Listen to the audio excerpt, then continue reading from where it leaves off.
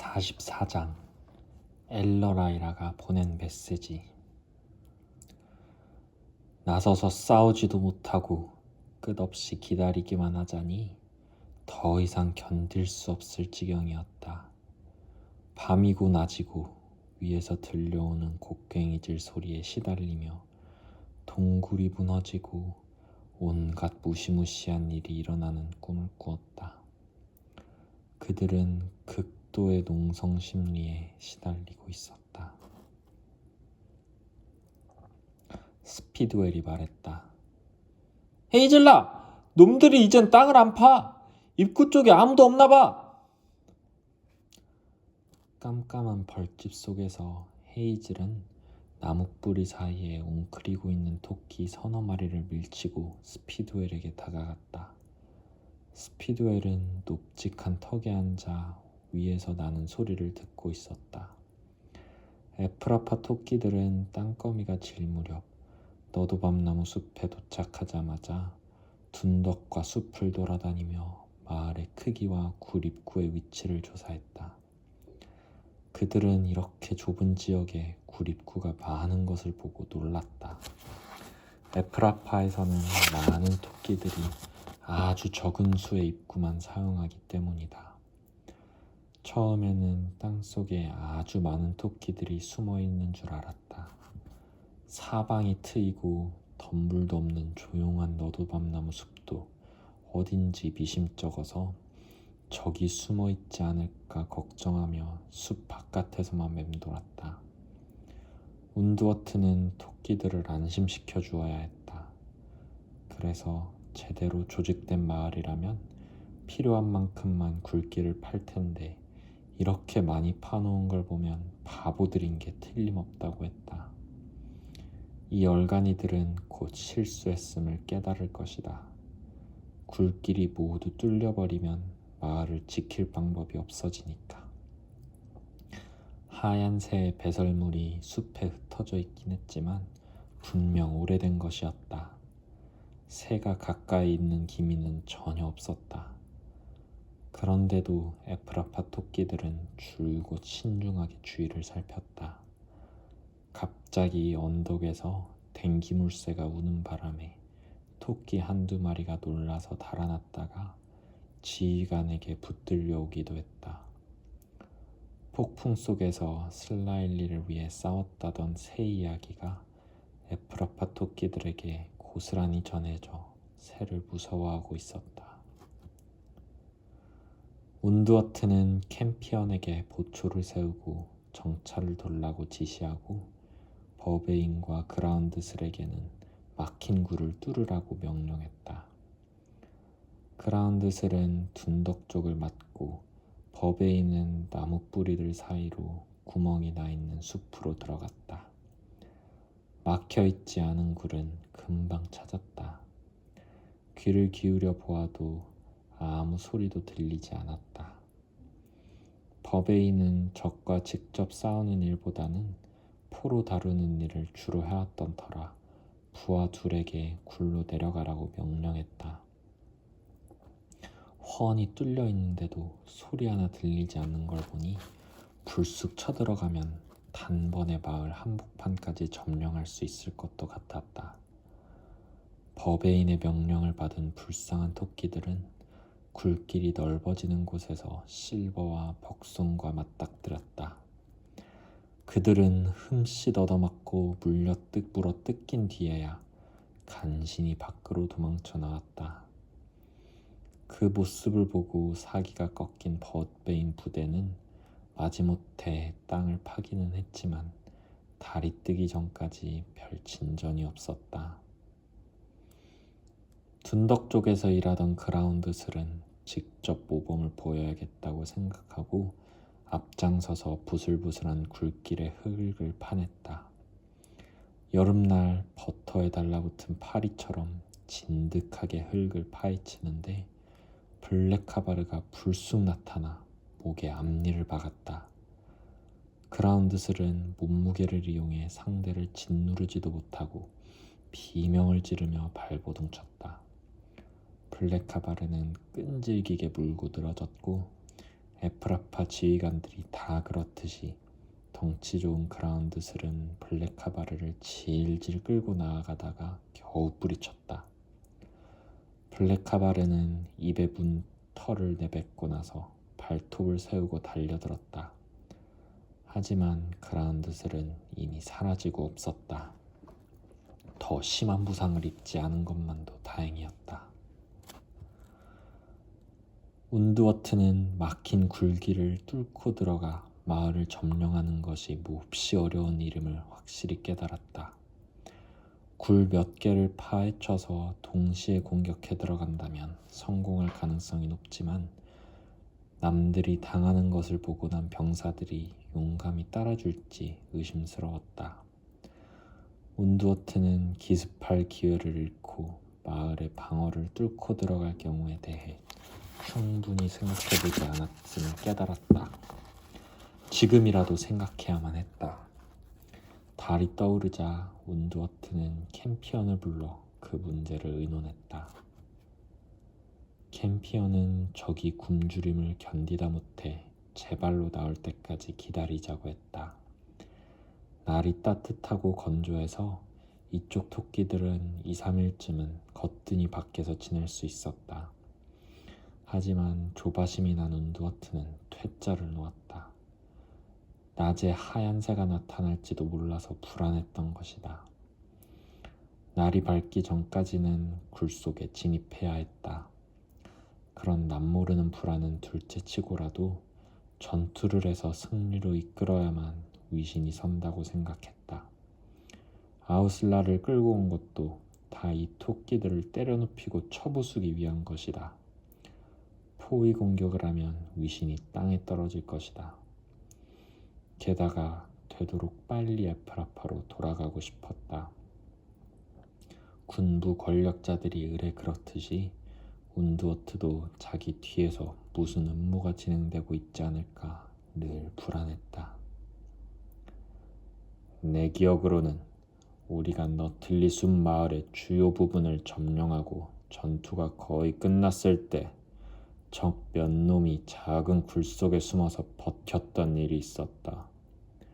난 놈들을 처리하라고 지시하고는 포로들을 끌고 에프라파로 돌아갔지. 그때 누가 어떻게 처리했는지 아나? 캠피언이 말했다. 멜로 대장이 지휘했습니다. 멜로 대장은 죽었지만 그 전투에 참가했던 병사들이 있을 겁니다. 제가 곧 찾아오겠습니다. 캠피언은 몸집이 크고 건장한 아우슬라 보초 레그워트를 데리고 돌아왔다. 레그워트는 처음에는 장군이 뭘 묻고 있는지 얼른 이해하지 못했다. 그러다가 마침내 1년도 더 전에 멜로 대장 밑에 있을 때 굴을 곧게 파들어가라는 명령을 받았다고 했다. 결국 굴이 무너지면서 숨어있는 토끼들 속으로 떨어졌고 그들과 싸워서 이겼다는 것이다. 그래, 그 방법밖에 없겠군. 운드워트는 캠피언에게 말했다. 모두가 교대로 땅을 파면 새벽이 되기 전에 굴 속으로 진입할 수 있어. 보초들 2셋 정도만 세우고 당장 작업을 시작해. 잠시 뒤 벌집에 있던 헤이즐 무리는 위에서 흙을 파헤치는 소리를 들었다. 얼마 안 있어 2군데서 땅을 파들어오고 있음을 알 수 있었다. 한쪽은 벌집의 북쪽 끝으로 얽힌 나무 뿌리가 천장을 뒤엎고 있는 곳이었다. 그곳은 단단한 뿌리가 얽혀 있어서 무척 튼튼했다. 또 한 군데는 벌집 한가운데로 남쪽 끝과 가까웠다. 남쪽 끝에는 흙 기둥이 줄지어 서 있어서 공간이 칸칸이 나뉘고 굴길이 나 있었다. 이 굴길들 너머로 속굴 몇 개가 있었다. 그중 하나에는 클로버가 풀과 나뭇잎을 쌓아 흙을 덮은 다음 배에서 뽑은 털을 깔아놓고서 갓 태어난 새끼들을 데리고 자고 있었다. 헤이즐이 말했다. 에프라파 녀석들 고생 좀 하겠군. 잘된 일이야. 발톱이 무뎌지고 일이 끝나기도 전에 나가 떨어질걸. 블랙베리, 어떻게 생각해? 나는 걱정이야. 북쪽 끝을 뚫고 들어오기는 힘들 거야. 천장도 두껍고 뿌리 때문에 시간이 많이 걸리겠지. 하지만 이쪽은 쉬워. 금방 파고 들어올걸? 그러면 천장이 무너지겠지. 어떻게 막아야 좋을지 나도 모르겠어. 헤이즐은 블랙베리가 떨고 있는 것이 느껴졌다. 땅 파는 소리가 계속되면서 공포가 굴 전체에 퍼지는 것이 느껴졌다. 빌더릴이 틴수딩랑에게 속삭였다. 우리를 에프라파로 다시 데려가겠지? 에프라파 정찰이. 하이젠슬라이가 말을 잘랐다. 조용히 좀 해. 스토키들도 가만히 있는데 우리가 지레 겁먹을 게 뭐 있니? 난 평생 에프라파에서 사느니 지금 이렇게 있는 게 좋아. 그것은 용감한 말이었고 하이젠슬라이의 진심은 헤이즐한테만 전해진 것이 아니었다. 비극도 에프라파에서 하이젠슬라이에게 높은 구릉에 있는 마을 이야기를 들려주고 탈출은 분명히 성공할 거라고 안심시켜주던 일이 떠올랐다. 어둠 속에서 비극이 헤이즐의 어깨를 꾹 찌르더니 굴 한쪽 구석으로 데리고 갔다. 헤이즐, 우리 아직 끝나지 않았어. 그렇게 호락호락 끝나지 않는다고. 천장이 무너지면 놈들은 모두 이쪽으로 내려오겠지? 그럼 우리는 뒤쪽에 있는 속굴로 들어가서 굴길을 막아버리는 거야. 놈들도 어쩌지 못할 거라고. 그러면 좀 더 버틸 수는 있겠지.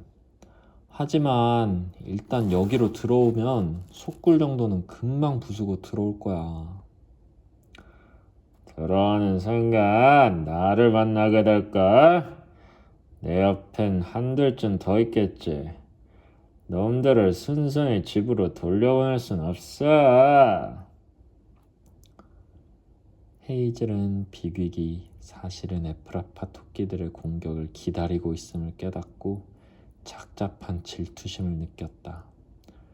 비극은 자신이 잘 싸운다는 사실을 알고 있고 또 그 사실을 유감없이 보여줄 작정이었다. 다른 것은 생각하지 않았다.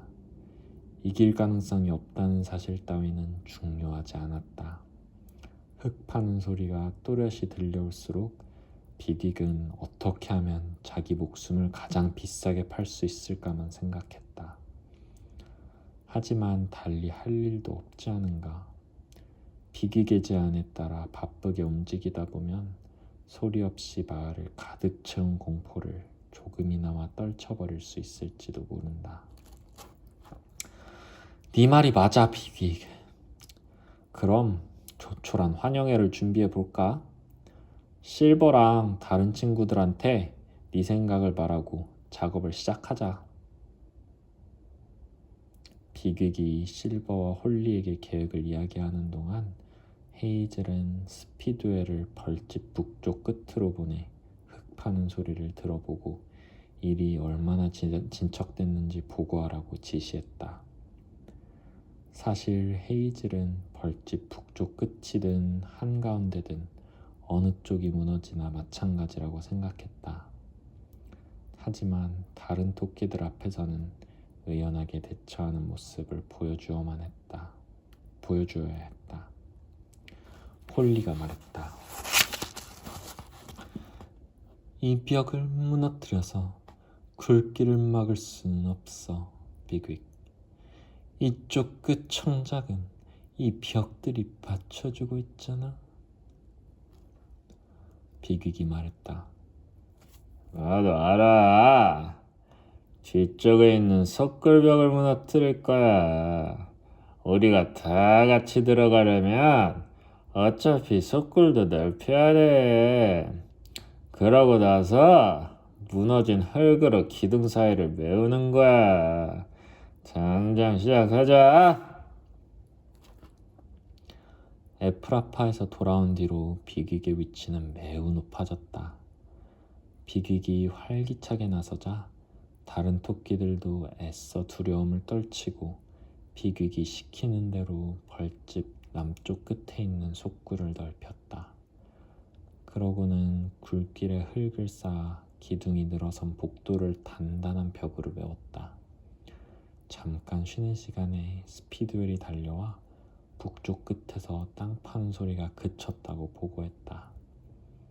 헤이즐은 그리로 가서 스피드웰 곁에 앉아 한동안 귀를 기울였다. 아무 소리도 들리지 않았다. 헤이즐은 다시 벅손이 지키고 있는 굴길로 돌아갔다. 그곳은 키아르의 굴길로 유일하게 뚫려 있는 곳이었다. 헤이즐이 말했다. 무슨 일이 있었는지 알아?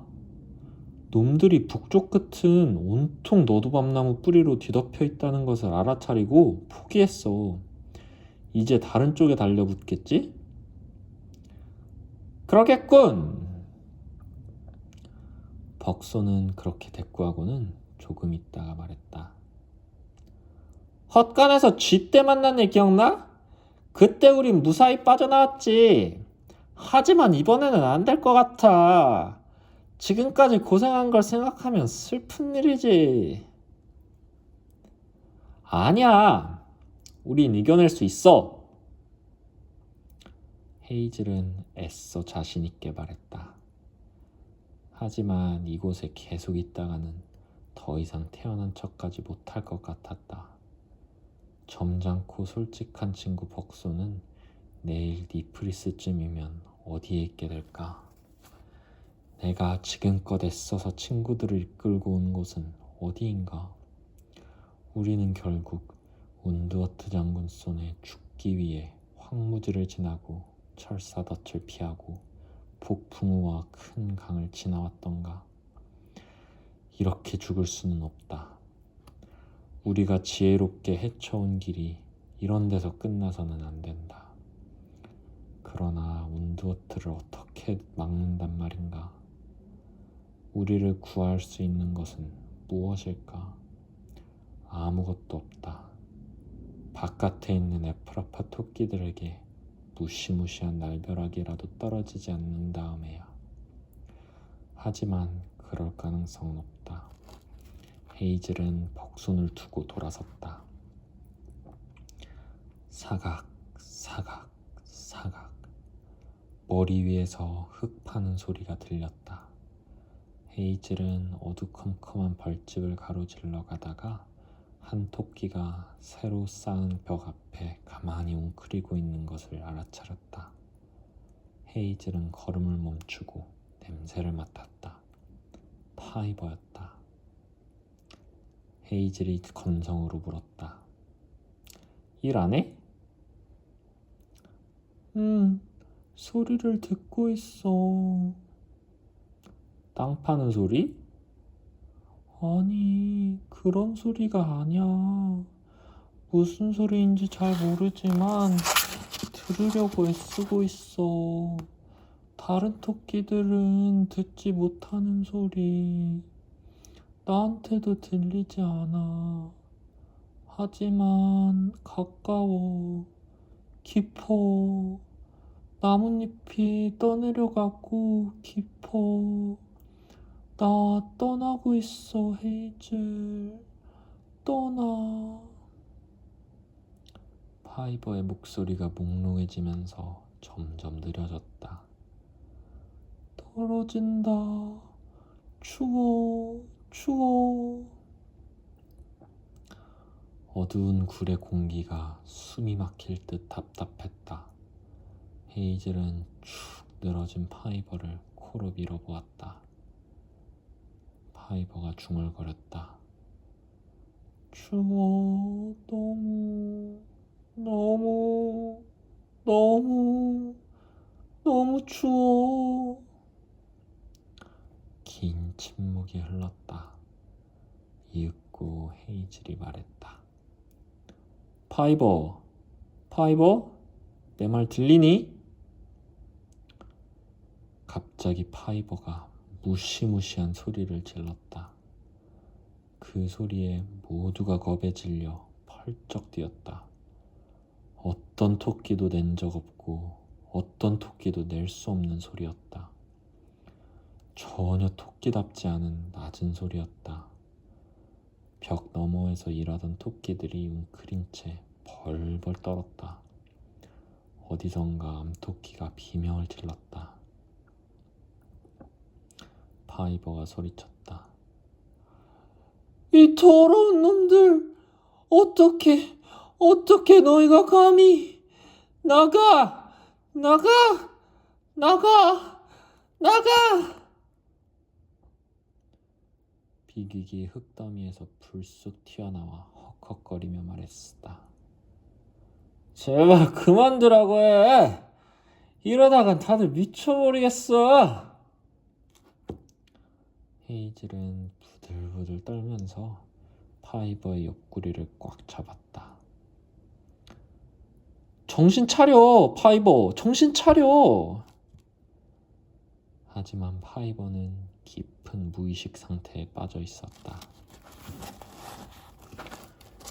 헤이즐의 마음속에 푸른 나뭇가지들이 휘청거리는 광경이 떠올랐다. 나뭇가지가 도리깨질하듯이 아래 위로 흔들렸다. 뭔가가 있었다. 나뭇가지들 사이로 뭔가 언뜻 보였다. 무엇일까? 물이 느껴졌다. 그리고 공포. 한순간 새벽 강가에서 숲속의 개 짖는 소리와 아우성치는 어치 소리에 귀를 기울이고 있는 한 무리의 토끼들이 또렷이 떠올랐다.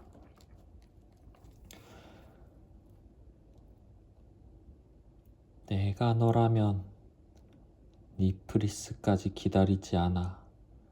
지금 가야 해. 사실 너희도 가야 한다고 봐. 숲속에 큰 개가 돌아다니고 있어. 큰 개가 돌아다니고 있다고. 바람이 불었다. 무수한 나뭇잎이 흔들렸다. 강은 사라졌다. 헤이즐은 컴컴한 벌집 안에서 꼼짝 않고 누워있는 파이버를 사이에 두고 비극을 마주보고 있었다. 흙 파는 소리가 더 크고 가깝게 들려왔다. 헤이즐이 말했다. 비극, 당장 내 말대로 해줘. 시간이 없어. 덴더라이언이랑 블랙베리를 데리고 키아르의 굴길 밑으로 와줘. 빨리! 굴길 밑에는 벅손이 여전히 제자리를 지키고 있었다. 파이버의 고함 소리에도 꿈쩍하지 않았지만 숨이 가빠지고 심장이 빠르게 뛰고 있었다. 벅손과 새 토끼는 말없이 헤이즐 주위로 모여들었다. 헤이즐이 말했다. 나한테 계획이 있어. 잘 되면 운드워트를 영원히 끝장낼 수 있을 거야. 하지만 설명할 시간이 없어. 한시가 급해. 덴더라이언이랑 블랙베리는 나랑 같이 가자. 이 굴길로 곧장 올라가서 숲을 지나 언덕으로 나가. 그러고는 북쪽으로 가서 들판으로 내려가. 무슨 일이 있어도 멈추지 마. 난 너희보다 달리기가 늦을 거야. 언덕 기슭에 있는 철나무 옆에서 기다려줘. 블랙베리가 말했다. 헤이즐. 블랙 헤이즐이 비귀익을 돌아보며 말했다. 우리가 떠나는 즉시 넌 이 굴길을 막고 네가 만든 벽 뒤로 모두 숨으라고 해.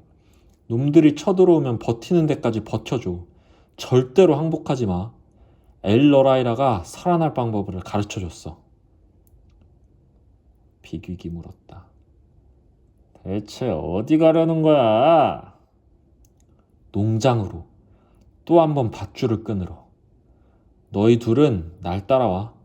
언덕 기슭에 도착할 때까지 절대로 멈추면 안 돼.